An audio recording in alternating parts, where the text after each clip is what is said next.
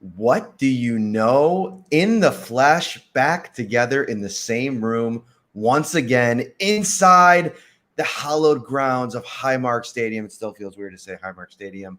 Bills Mafia. It is Matt Parrino, joined as always by Ryan Talbot. This is the Shout Buffalo Bills podcast brought to you by Tops Friendly Markets, your neighborhood store with more. And, listen, you guys are used to the drill by now. Tops loves local.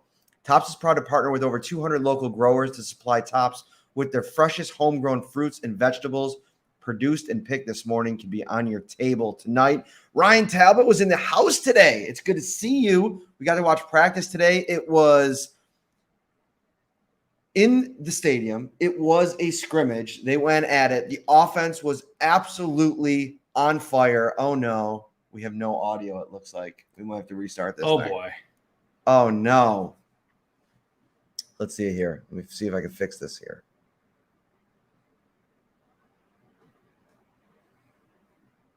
Can you hear us now? Oh, he said, never mind. Matthew Harmon was pulling the fast one on us. I'm like, he had us muted. You're like the only person that's saying this, man. Everybody else is like kind of interacting. So, okay, we're all set. We're all good. We can hear you. Good. We got a lot to get into. This offense looked good today, Ryan. Oh, the offense looked unbelievable. And it's funny because usually in training camp at this point, the defense is ahead of the game. The Bills spoke a little bit on that today. They said, in the post-game, post-practice, I should say, pressers, we heard from Dawson Knox, we heard from John Feliciano, and they kind of talked about the fact that, hey, we don't have to learn a playbook. We've been in the system for a few years now. And that was really beneficial to them in terms of why they're moving so fast. And you're right, the offense certainly won the day today. Josh Allen signed. We talked a little bit about it yesterday, the historic contract extension. And, I wrote in the story that you could feel the energy. It almost felt like a party. I tweeted out a video.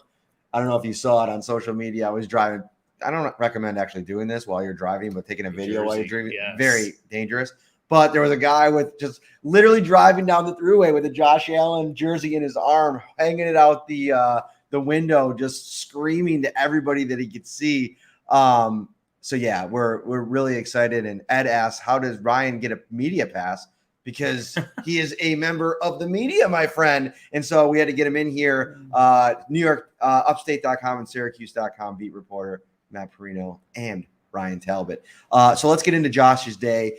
It's been more of the same with him. This is something that, I think he's had one or two bad games, but this is a day where last week was one of his lesser practices of training camp in front of the stadium. There was 3,000 more fans in here today, 18,000 fans, and he just lit it up. You wrote about it. Oh, yeah. I wrote one word next to my notes on his first series, surgical.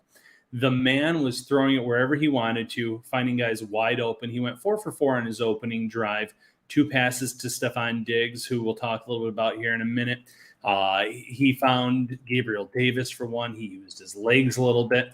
The first 2 drives of Josh Allen's day went for touchdowns. And at one point, they pretty much had to stop one of the drives just because the Bills were moving the ball again. And they wanted to work on certain situations, and they couldn't do it because Josh Allen and this offense were just moving the ball up and down the field at their own They couldn't be stopped, I guess, is the best way of putting it. So the team literally had to put a stop to it. And real quick, I did see Harold in the comments. Harold, thank you for that photo today. That was unbelievable. Myself and Matt really did end up loving that. So thank you for that. But yeah, Josh Allen, unreal today. It's been so fun to be back out amongst fans. There, most of training camp, there aren't fans allowed, but there's like some corporate partners or sponsor or some type of corporate marketing deal that allows some fans into attendance. So I've seen a couple fans, along the guardrail. I met our good buddy Jack, who is so supportive of our stuff on social media. Always shares out the show. And so, yeah, it's been good to see you guys. I mean, if you see us out anywhere, like at the games or we actually booked our flights. We'll both be in New Orleans for down on Bourbon Street, most likely in a couple of months. Hey, pull us aside. Let's talk. We love catching up with you guys. And I was bummed that I wasn't able to get the picture, but yeah, that was super awesome. Ryan showed it to me. It was really great.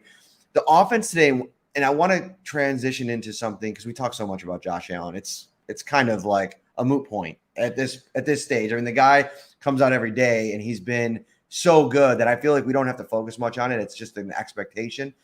But what I really took in from today, Stephon Diggs, I think I counted 5 catches in my notes.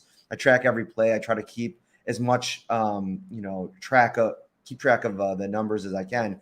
But the thing about Diggs, what he does, he commands so much attention, which we know, but it allows other guys to make plays. And so we saw today Gabriel Davis make a couple of really nice catches. A couple plays in the run game. Isaiah McKenzie have a good play. You have to be so zeroed in on what Stephon Diggs is doing. You can't focus anywhere else because just when you do that, Stephon Diggs beats you. And on the Diggs front as well, Levi Wallace running with the first team. I mean, no change from last week. This got last week's Saturday practice.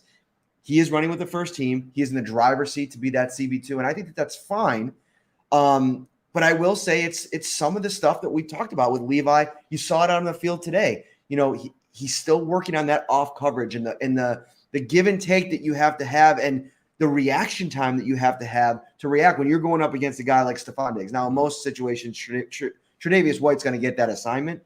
But if you're Levi Wallace, keep him in front of you. Try to get to the ball as soon as possible. That's what they like. So sometimes you see those short dink and dunk passes, and you're like, oh, man, they're picking on Levi. But it really comes down to how is Levi reacting in the moment? Is he giving up yards after the catch? Because I think that's where the Bills and the coaching staff here would really, add up some demerits for him if that starts to be a problem. Oh, yeah, absolutely. And, to Dane Jackson's credit, he did have a pass breakup later in practice today, but Levi Wallace has been the more steady cornerback of the two. Speaking on Diggs really quick, you said it really well. When he wants to get open, it doesn't matter how much focus the opposing players are putting on him. He just gets open. So right out of the bat, Josh Allen found him twice on that first drive.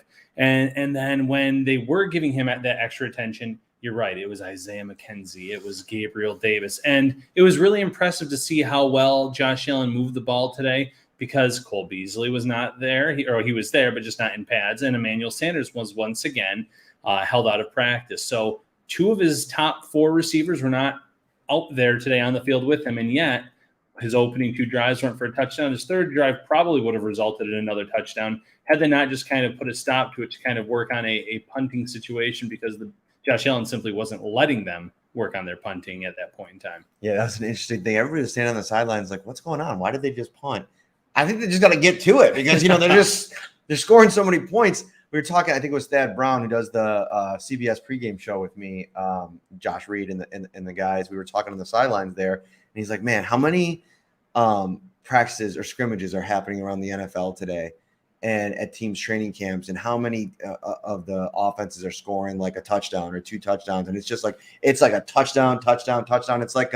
It's like you're at the casino and you see the thing keeps spinning. It's like the scoreboard keeps spinning because they keep scoring. And, that's a good to see. Let's transition to another point because I really want to dive in here. We're going to talk about the Micah Hyde interception. We'll get to that in a minute. We'll talk about Vernon Butler leaving practice today and what that could mean.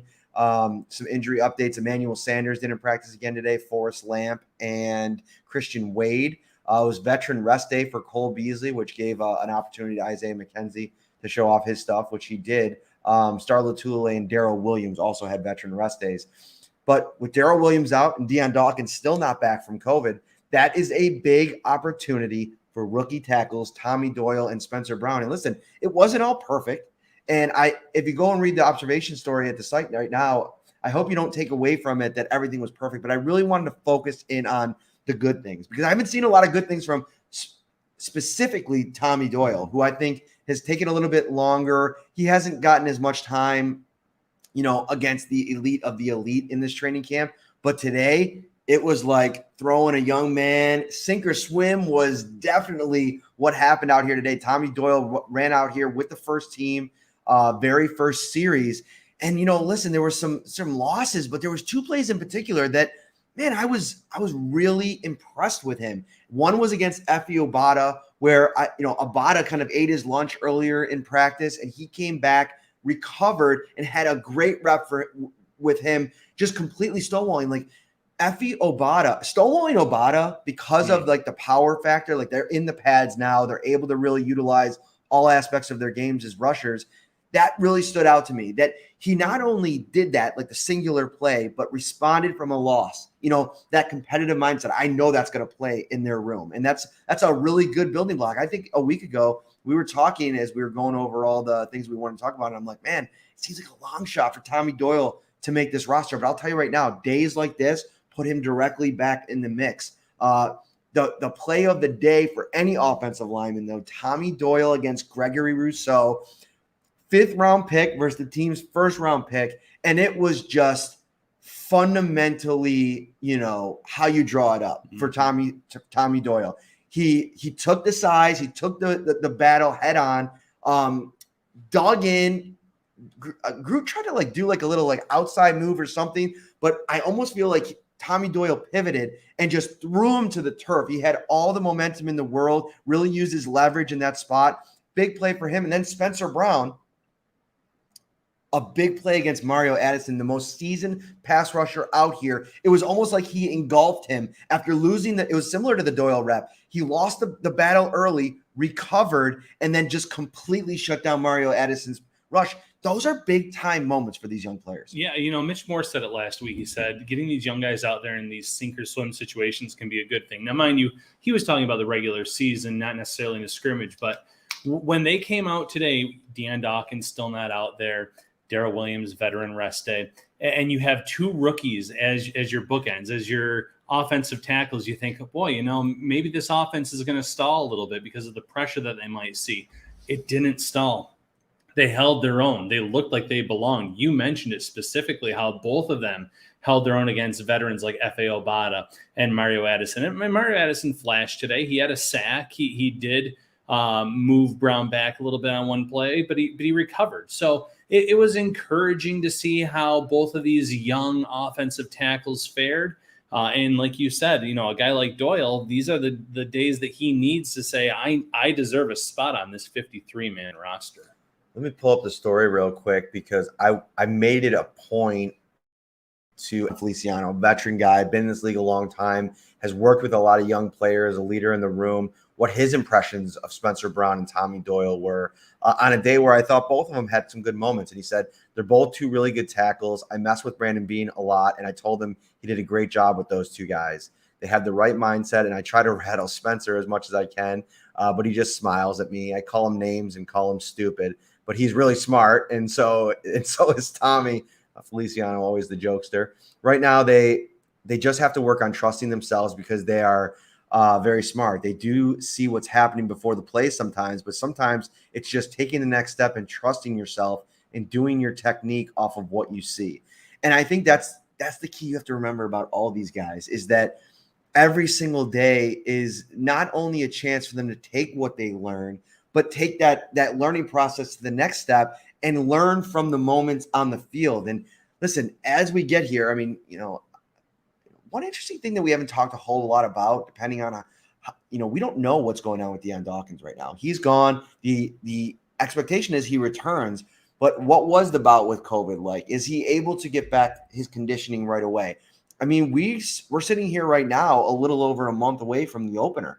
And so you think going in that you'll be all set, but you got 3 preseason games. You don't know what that starting lineup's going to look like. You think that there's 3 big chances left for Tommy Doyle and Spencer Brown to get those important reps, in-game reps that a lot of young players didn't get last year, and learn from those moments. That's great. But a second part of that is, man, if you do get to a situation where you need one of them to actually play, and that might not be week 1, but whatever the case may be, are they ready? And that's still going to be a pretty large looming question. Yeah, the are they ready part is difficult to get a good grasp of how they would be if they were thrown into the fire, so to speak. I think you said it best. They're going to lose some reps along the way here. It's what do they learn from those reps? What do they take away from it? Okay, he beat me on this inside move. I need to be on the lookout for that the next time. We're starting to see little flashes of that with both of these players. And, if all goes well, Deion Dawkins will be back sooner rather than later. The conditioning will be fine. He'll be ready to go for week 1. You still want to get those rookies tons of reps in the preseason. You want to keep your veterans, your starters off the field as much as possible. Help Tommy Doyle, help Spencer Brown get some valuable reps against these against a lot of other players in the league that are fighting for roster spots, see how they hold up, see how this offense holds up. Because at the end of the day, you don't want to see Josh Allen, Stephon Diggs and company out there. So they're going to be protecting the Mitch Trubisky's and the Jake Fromms and the Davis Webbs, who, they're all valuable or could be valuable pieces to this team. Don't get me wrong, as backups. But as long as you're not having those starters behind you, I think it's going to be really valuable for both of those guys to see significant reps this preseason. What else do you want to talk about? Special day too, guys. Head over to the observations story at the site, Syracuse.com, New York Upstate. We both tag teamed it. We went after it. We got after it. What else do you want to talk about? Let's talk a little bit about some reserve wide receivers. Two guys that probably aren't going to have a path to this main roster, and that's Tanner Gentry and that's Duke Williams. The latter being a big-time fan favorite. Both played very well today.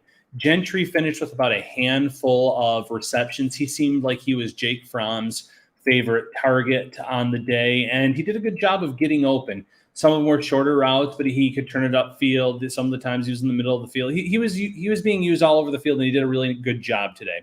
Gentry obviously has that rapport with Josh Allen from their days at Wyoming. There could be a case to be made to keep him on that practice squad in the event that they suffer some injuries at wide receiver. Have someone that has that familiarity with Allen and someone that performed well at camp maybe then get elevated. So Tanner Gentry first and foremost stood out to me. And then Duke Williams, someone that we haven't really talked too much about, had two big plays today. He had a touchdown and one in Mitch Trubisky's first drive, I believe it was, from about 11 yards out.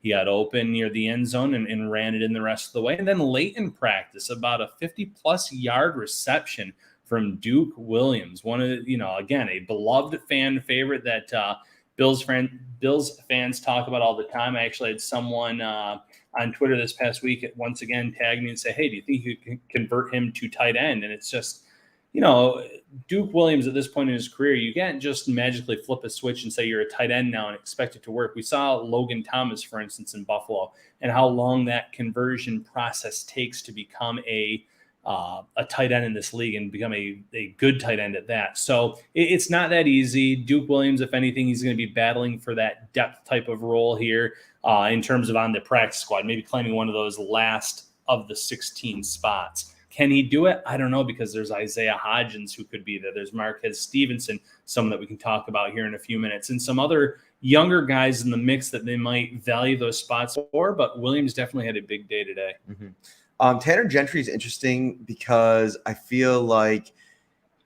there's not a lot of interest for him around the league before the Bills signed him last year. And obviously the Josh Allen connection probably played into that. So I think, to your point, it'd probably be pretty easy to get him on the practice squad. And he's a guy that, he's looked good throughout training camp. Like I mentioned in the write-up of the one day, he made that unbelievable catch in one-on-ones. Mm-hmm. And so he's a guy that the more that he kind of excels, the better off it's going to be for his chances to stick around even after the fact. Duke's funny because, man, like in a wide receiving room that's now stacked with like toolsy guys, like speedy guys, route running just savants, and the quickness in guys like Beasley and McKenzie and even Gabriel Davis in the way that he runs his routes.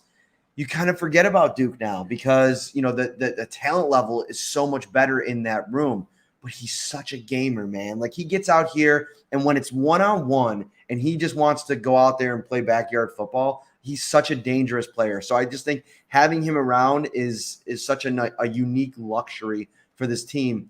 Jacob Hollister hasn't been able to practice a whole heck of a lot the last week or so. He's been dealing with a back injury from, I think, day 2 of training camp. And so he got out there today. He was running sprints yesterday, didn't participate in teamwork. He was all go today, and it was the biggest splash play by a tight end all day long today. It was a throw over the middle, and it was a good ball from Josh Allen, maybe a little bit off. Jacob Hollister had to lay out for it, but there was good coverage. It was against this first-team defense, and Hollister goes out there and makes a play, and at a position where it's going to be pivotal for guys, whether it be Sweeney or Quentin Morris or Jacob Hollister, to show that they have some hands, because right now there's this concern about whether or not Dawson Knox has a hands issue.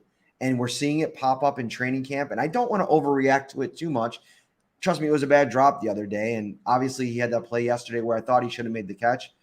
But if you get into the season and there's some drop issues with Dawson Knox, Jacob Hollister starts to look a little bit more like a guy that could probably play considerable amount of snaps in this offense. Yeah, I agree completely. Hollister could certainly start in this offense if Knox struggles with catches, if he suffers an injury, anything of the sort. Hollister, obviously, again, just like Tanner Gentry, has that experience with Josh Allen from their days at Wyoming. But he was a quality NFL tight end. He had a really quiet season, I guess, overall when you look at the stat line in Seattle. But go back to that game against Buffalo specifically last year. He was catching the ball, keeping the Seahawks in that game last season. He did a great job. Every one of his catches in that matchup went for a first down. And I'm sure that when the Bills are looking at tight ends to add to this roster, someone to bring in for competition for tight end number 2 or even to compete for tight end number 1, I think that Hollister and his performance, the fact that he has that experience with Josh Allen, the fact that he checks a lot of the boxes in terms of the players that they like, in terms of the culture, he just made so much sense. And it was good to see him on the field today, and also good to see him making, like you said, the splash play of the day at the tight end position. Somebody tweeted at me. I put out our story, and I used I always do bullets, and I did one Allen unconscious because he was unconscious today. And somebody tweeted and said, please don't ever say Allen unconscious in the same sentence. I get it. No injury issues for Josh Allen today, which is a good thing. Let's go to the defensive line for a moment. And well, before we get to the defensive line, let me just tell you guys that, you could spend more time enjoying everything that summer has to offer and less time worrying about getting to the store with Tops Pickup and Delivery. Shop for your groceries online. Choose pickup or delivery, and Tops will bring your groceries right to you. Visit topsmarkets.com to get started. Shout out to them. Man, we got the numbers popping in here, Ryan. Everybody's excited to talk a little about Bills football on this Saturday afternoon. It's a beautiful day out today, and it was beautiful out there. Smash that like button, helping support the pod. We're up over 3,000 subscribers on our YouTube page. We're so pumped about that. And Matthew Harmon, just the Tops today. My man, shout out. So hit that like button. Let's get as many people in here as possible. Do they have a burger bar? Ken Card. Oh, do they have a burger bar? Stick around to the end, and we'll tell you all about it. Let's get into this defensive line today because I can't remember who tweeted it out, but I thought it was a really astute observation, correct observation, that even though this offense was really doing well today and they were cooking and they were, moving the ball and they were scoring points, I did think the defensive line as a whole was bringing it. I thought that they performed pretty well. I mentioned Efe Obada, who continues to look so strong. No, I don't have the Tops thing memorized. I still have it up on my screen. I will soon. But what's funny is I used to, in high school, I wasn't an actor. I was in like the musicals and stuff. So you had to learn lines, right? Yeah. I sucked at that, man. I sucked at learning the lines. Like I would get out there and I'd have to have things written on my hand, or I'd have, I'd try to have a card off to the side, like on the floor or whatever. I just could not remember lines. So stay tuned for that, I guess. But defensive line as a whole, I thought my biggest takeaway from today was Daryl Johnson was really good. I thought that the energy was there. Like sometimes with him, like I think he reminds me a lot of Saran Neal. Like remember when Saran Neal finished his first year, came back for a second year, and he talked about I had to grow up a lot. Like I came into the league like thinking, late day 3 pick, same as Daryl Johnson, who was a later round pick in the 7th round compared to 5th. But I thought that Saran Neal really showed maturity, and that I had to grow up and learn how to handle the sport as a professional. And I'm not saying necessarily the story is exactly alike, but I wonder how much Daryl Johnson has had to deal with going from being probably a star at his college to now being a fringe depth player that really doesn't see a lot of time as a pass rusher, really has had to find his role on special teams, which he does a great job of. And we talked about that in detail. Heath Farwell was so complimentary of him as well. Now that I'm talking about special teams, Ryan, how did we not write about Tyler Medikevich? After this is over, I'm going into the observations and I'm writing a bullet on Tyler Medikevich because did he make a play today? Let's talk about that for a second before we get back to this. About that. Yeah, he had an interception against Mitch Trubisky in the offense, made a really good read on the play, jumped to the route. Actually, it was like had one hand pretty much still working on one of the offensive linemen, and he was able to snag the ball with his offhand. So really athletic interception for the reserve linebacker. One of the Bills' best special teams players. So yeah, great point in mentioning his name. Yeah, Matakevich has had such a great camp. He looks so refreshed and so like I feel like a lot of these guys, it's just like this sense of like, okay, I came to Buffalo last year. I was my first year, rookies and free agents alike, but it really wasn't the real experience. And now they're just like chomping at the bit. They know how good they're going to be, on paper. And so the excitement level is there. Tyler Matakevich makes a big play today. And I think he wants to show that, listen, I know he probably knows he's pretty safe as a special teams ace. And the fact that, he's really a 4-tool player there that they rely on in every area, from the coverage teams to the return teams. Like, he's really relied upon by Heath Farwell. So he probably knows that roster spot's good, but he probably wants to solidify that backup depth middle linebacker position and say, hey, if something happens to our guy who he called the heartbeat of the defense, the leader of the defense, Tremaine Edmonds, I can come in here and I can make plays on defense. Yeah, and, he's almost just been waiting for the opportunity. And don't get me wrong, I think he'd be just as happy if he doesn't get the opportunity this year, because that means Edmonds is healthy and he's getting the all the reps that he should be getting as the Bills' star of the defense or the heart and soul as mentioned. But I think Matakevich is a player that would be ready if his number was called upon. He was someone that in his career in Pittsburgh, it looked like there'd be opportunities for him to come in and get those chances. And then they would sign someone else, or someone else would kind of leapfrog over him on the depth chart. So I think he's just chomping at the bit in terms of waiting to get an opportunity to show what he can do on defense. Now, at the same time, similar situation in Buffalo where they have a young star player, first-round pick in Edmonds that they really hope takes his game to the next level this year. But I think, like you said, they're also pretty confident in what Tyler Matakevich can do if he has to come in. Daryl Johnson, back to him for a moment. Like, he's been overshadowed, I think, at times by especially Greg Rousseau, but Boogie Basham has had some splash plays. Today, Daryl Johnson asserted himself in front of 18K inside this building. He had what I'd like to call 2 sacks. Like, the second sack was, if he wanted to, if you were allowed to touch the quarterback, Mitchell Trubisky is in big trouble right now because he made a great move. I can't remember who it was against. It might have been Bobby Hart, who continues to be, unfortunately a turnstile, or maybe fortunately, depending on what angle you're looking at this from. He struggled again a bit today, but I thought that Daryl Johnson had 2 reps where it was on the second team, and it was sacks of Mitchell Trubisky, and he's just winning with his speed, his length, and just converting there has to be a confidence builder for him, but it's also making things difficult, and we can maybe transition this into some roster talk. I mean, we've really brought up this defensive line ad nauseum over the last couple of months because it's probably the most intriguing position group of how the Bills are going to whittle this thing down. I really think that there is, 5 defensive tackles that could seemingly make this roster. I mean, I think Ed Oliver and Starr are locks. Then you got Harrison Phillips and Vernon Butler. And then you got Justin Zimmer, who's in the mix that I think, a lot of people, rightfully so, think should be in the mix for that spot. And then you have upwards of 7 defensive ends that you can make an argument for. Jerry Hughes, Mario Addison, the 3 youngsters in Boogie, Rousseau, and Epinesa, and then Obata, who's probably been the best of the bunch in camp, and then Daryl Johnson. It's going to be so tough for the Bills to figure this out, because if you're going to keep, let's just say hypothetically they're going to keep 10 defensive linemen, how are you going to break that down? I don't think you can do 5 and 5 in this case, because then some really good players are going to be let go, including in that case would be Daryl Johnson and it would be F.A. Obata, because you have the 2 veterans in Hughes and Addison. You have the 2 draft picks that you took in the first and second round this year. And then you obviously have Epinesa, second round pick last year. So I think they're going to go a little heavy on defensive end, whether that means adding 6, whether it be F.A. Obata or Johnson, like you said. The second play that wasn't ruled a sack, it led to a Mitch Trubisky throwaway.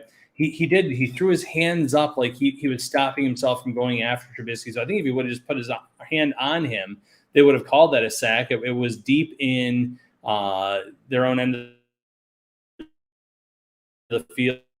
Even done so the safety if he had put his hand on him. But Johnson had a great day. F.A.L. Bottas had a great camp, and he flashed a few times today. So how do you make this work? Jerry Hughes, I know he's not been out there much, but he was doing some individual work before practice. He looks like he's getting closer to returning. It's going to be a numbers game, and it's going to be a really tough numbers game because even at defensive tackle, some of those names you mentioned last, look at Justin Zimmer. He was called a glue guy just a few days ago. And someone that's really important for this team, but where does he fit in? We know the athleticism. We know the talent. He helped the Bills win that first game against the Patriots last year. He was running down the field against the Ravens in that playoff game when Taron Johnson had the pick six. Only Trey White was in front of him and Johnson for that matter. So we know about the crazy athleticism, but how does he fit into the puzzle? That's what's going to be difficult for the Bills to figure out. And the thing is, though, that the nice thing that I think the Bills probably have in their back pocket and how they're operating leading up to this thing is that a guy like Justin Zimmer, the reason that he was available to them, now he didn't have these big splash plays, he didn't have the opportunities, but there's a reason he didn't have the opportunities. Mm-hmm. Not a lot of teams are starving for undersized defensive tackles. It's just the world that we live in. Most teams do not value that. You look at a guy like Vincent Taylor, who probably isn't as talented as Justin Zimmer, but is a guy that if he hits the open market, somebody's going to pick him up right away because he comes in and he brings size, and that's what I think a lot of teams want. Whereas the Bills, they're okay with an undersized defensive tackle if they have strength, if they have the quickness and ability to win. So I think that having that and understanding that, I think you'll be fine. I'm really getting away from the idea. Like I thought about it for a few days there where maybe they could take 3 defensive tackles because of the versatility of some of these other ends. But I think if you get into a situation, somebody made a good point. I can't remember if it was that or somebody else we were talking about. And it made me think, like, you suffer an injury in one game and you're left with 2 true defensive tackles. Yeah. That's not something to me that sounds like a plan that Sean McDermott's going to sign off on. So I think you're going to land on 4 defensive tackles. I find it hard to believe that Harrison Phillips isn't going to be one of them.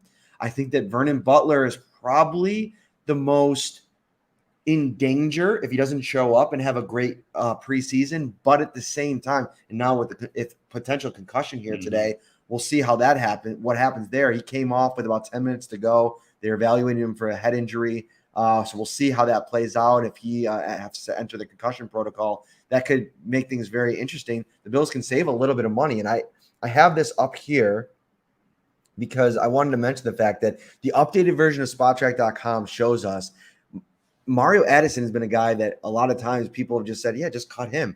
He's going to make $8.1 million this year. There's an $8 million dead cap hit if the Bills cut him. So at this point, it would be just a complete wash where you'd have to eat that. Now, it's a 1-year contract left. So in the end of the day, like, if you think the guys is something you think about, because unless there's somebody else that you're like looking to bring in or a position that you're looking to address. But Vernon Butler right now, he's scheduled to make almost $5.5 million, and you could save about $2 million if you cut him.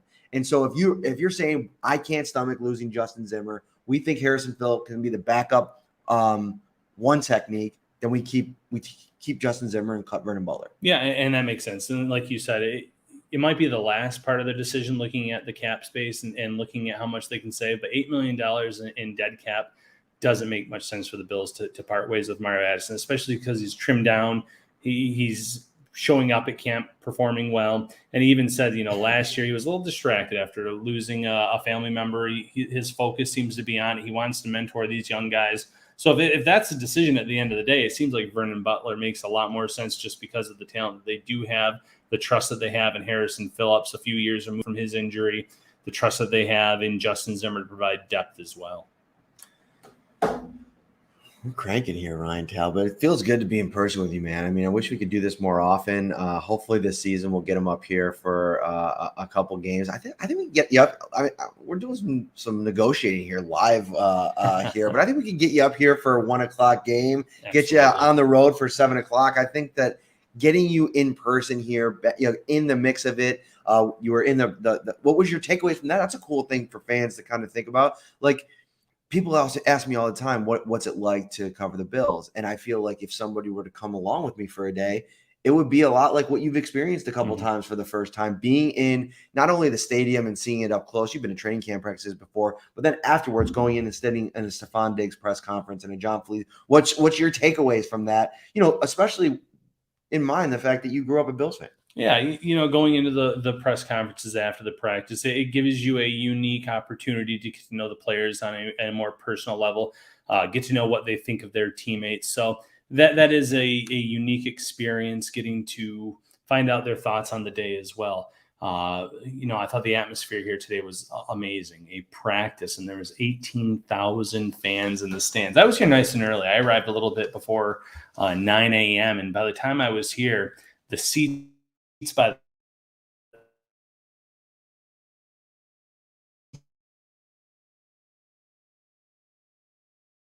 were the players came out. You could see how excited they were. Josh Allen got a huge ovation. Obviously, no shock there. The defensive backs were all fired up as they came onto the field. They were like that last unit to hit the field. So you could see just how much they were pumped up by the fans being here. And the fact that we're only talking about 18,000 fans making so much noise, bringing so much excitement, it's going to be rocking here at the first home game during the regular season. I'm so excited to see. I haven't been this excited for a preseason game my entire time on the beat, because I feel like next week we'll really get a chance to sink our teeth into some of these battles and get some concrete,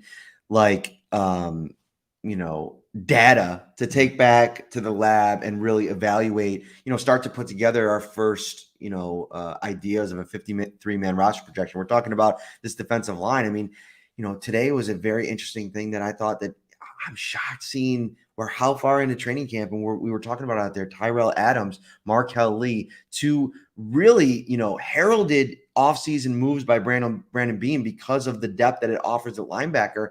They're running on the third team right now, Ryan. And I think that I said going into this thing, Tyrell Dotson, I thought, had a bit of a leg up. This is his third year in this defense. That's a big thing. They talk about it. Matt Milano talks about it. Tremaine Edmonds talks about it.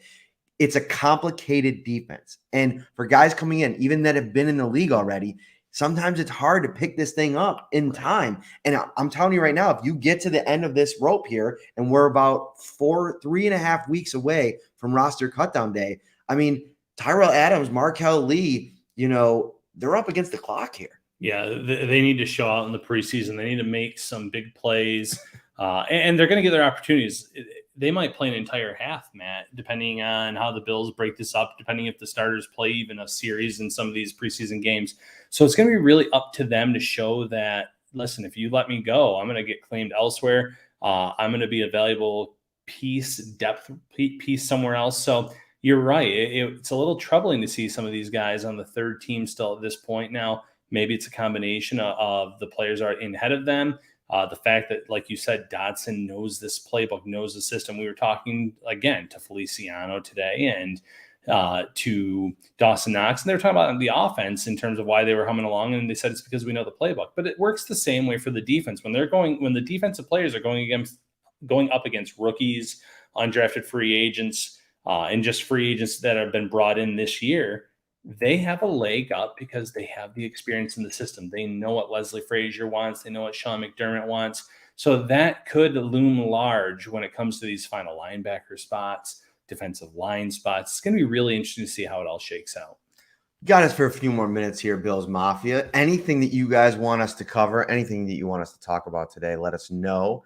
And we will get into it, because we will be back on Monday, I believe, is our next scheduled show. They have off day tomorrow. Practice resumes on Monday. A couple things for me here as we look forward to next week. I'm trying to scrape through the position groups in my mind here and where I think the real fun ones lie. And I think you could also go to the offensive line. I think Forrest Lamp being out for a couple days puts him at least pegs him down a few places. Mm-hmm. Ike Bucker has been back. We saw him out here working at times today. As a matter of fact, I'm trying to think. Did you see Ike Bucker out here today? I did. You did? Yeah. What were your impressions of him? I thought he performed pretty well. I thought that he looked decent out there. Like you said, he's someone else that this coaching staff likes quite a bit.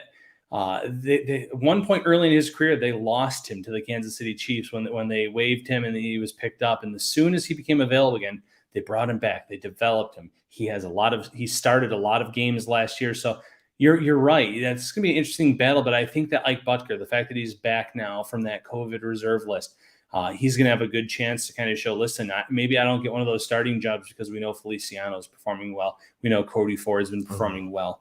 But I just think that you're going to get Butker claiming one of those spots. Lamp, it's the kind of the story of his career so far, Matt. He's had a lot of injuries. Yeah. He's missed a lot of time, and it's going to put him behind the 8 ball here in Buffalo because he needed these reps. He needed this time on the field to show what he could do. So I think you make a great point there. So I saw a comment in here, and I want to get to that. I have a couple things here I want to get to. You said something interesting. We're going to get on the running backs in a second. Let's not get out of here before we do, because there's two in particular that you wrote about that I want to talk about. But you said something also that, Dawson Knox was talking about, and Feliciano, what install has been like this year for this offense. And it got me thinking, like, they had the entire playbook installed and they were ready to go by the 4th day of training camp. Can you imagine what this offense is going to look like against the Pittsburgh Steelers in week 1? I mean, the one thing I will say is that you have I lost my train of thought as I saw that person almost fell. That's cleaning out we're looking at the stadium right now, like and folks are cleaning up. Obviously, we have over 300 people watching on YouTube, I think, or 300 overall. Let's see what we got on YouTube, because I just saw somebody announce the number 287. We're going until we hit 300 on YouTube. Hit that like button, hit that subscribe button. You know how it works. We'll get into some more stuff here, but I'm really just so curious to see what this is going to look like now with that continuity piece. They were still putting all these pieces together last year. Stephon Diggs, getting him up to speed, getting him to kind of fall in, not fall in line, but coexist with John Brown and Cole Beasley, who had already established themselves in this offense the year before. There's so much potential for this thing to be even greater than it was a year ago. Yeah, I agree completely. And we already mentioned this, that there was no Cole Beasley today. There was no Emmanuel Sanders today, and they were still moving the ball up and down the field. The expectation is obviously Beasley will be there in week 1. You're expecting Emmanuel Sanders to be back from this injury that he's dealing with. So you're going to have just all this talent at your disposal if you're Josh Allen. And as long as that offensive line holds up and protects against a pretty solid Pittsburgh Steelers defensive line and defense, then I think that they can move this ball around against Pittsburgh. Once again, the stadium will be loud. They'll try to continue their recent dominance over the Steelers, back-to-back years defeating them. So if what we've seen so far, Matt, continues here in camp, if there's still all these players, if we get Sanders back for a few weeks and he can kind of get into the mold, I think this offense is going to be humming week 1. Let's shift gears to the running backs before we get out of here. Elliot Eisler over on YouTube, welcome in. There was 303 on YouTube for a second. So we did hit our 303 number. Appreciate you guys so much. Smash that like button. Hit the subscribe. If this is your first time here, welcome. This is the Buffalo Bills on NY Up YouTube channel. Host of the Shout Buffalo Bills football podcast, brought to you by our friends at Tops Friendly Markets. It was slow going for Devin Singletary and Zach Moss out there today. I thought that, there was a couple sequences where they really did work the running game. And when Singletary and Moss were in there, they didn't have a lot of success. You wrote about it. Matt Breida, we saw the speed from him today again. And we also saw the bruising, punishing running of Antonio Williams. Yeah. So, Zach Moss had maybe one decent run, but yeah, it was those reserves, the third and the fourth running backs that I thought really showed up today and played well. Breida used his speed around the outside for one run. He was really good after the catch on a reception. And that's what we were talking, Matt. We've said, man, what could Matt Breida bring to this offense as a receiving back, catching the ball, using that speed? And we saw it today. He picked up almost 20 yards on a reception when he was targeted. So that's the little things that we're looking for. That's those little missing pieces that we didn't see last year, where they couldn't count on the running backs to accumulate big yards as receivers. So I really think that Breida has helped his case there. Antonio Williams, another guy, the Bills are going to try, I think, everything in their power to keep a guy like that, but it could just end up being a numbers game. He had a 20-plus yard run. He had a touchdown run today. He looked good. He looked strong. And he did a really good job of bouncing one or two runs out when he saw that there was an open lane somewhere. So I was really impressed with the way that he was running the ball today. I thought both of those backs performed well. But again, how many backs can you keep? Can you keep Reggie Gilliam, who's your only fullback? Do you want to keep a fullback? Taiwan Jones, running back in title, but basically they're solely for special teams. Does he make any sense there for this team? The Bills have so many tough decisions coming up. And, that's why Brandon Beane and company, they get paid the big bucks, but I would not want to be them making some of these last few decisions at the end of the day. Zach Moss had one really good run today. He got a nice block. He made a nice quick move. You got to remember, he's making his way back from a season-ending injury. So I think you're looking for good days and for him to maybe build on that a little bit. But watching Antonio Williams today, and listen, most of his damage came against the third team. So I think the perspective is also very important here. Man, sometimes I watch Antonio Williams run the rock, and even if it's against the third team, and I'm like, man, I kind of wish that's what I watched when I saw Zach Moss run the ball. And somebody made a comment in here is like, what's the big hype over Zach Moss? He hasn't done anything in this league yet. Well, I will say he has had a couple pretty good games in this league already. I mean, that New England Patriots game, they might not win that game if not for him and his performance in that game. But man, Antonio Williams is a guy that went in there. He had a very small window to make an impact. It ended up being 10 touches, 10 carries in that game. I got to go back and look. Maybe 12 carries for 60-something yards, 2 touchdowns in the Miami game. That is unbelievable impact. And it reminds me a lot of Jay Kumro last year. Everybody's talking about, is this too much hype for Jay Kumro? Probably.